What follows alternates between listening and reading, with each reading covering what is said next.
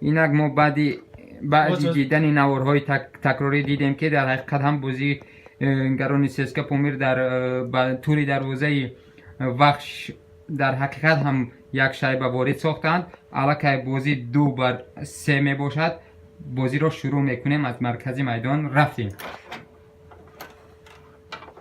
حالا وقت هست برای بازیگران سیسکا پومیر که حساب را مساوی گردانند. الان بازیگرانی میبینیم که بازیگران وخش هم چوست چلوکی را از دست نداده و بر ضربه که بر شایبه که سیسکا پومیر بر توری دروازه آنها زدن، آنها در حال ضربه جوابی خود را دادن بر آنها که ما هم زنده هستیم. در اینجا ما هم بازی کرده ایستادیم و الحال حساب می باشد 4-2. دو شایبه زیاد هستند.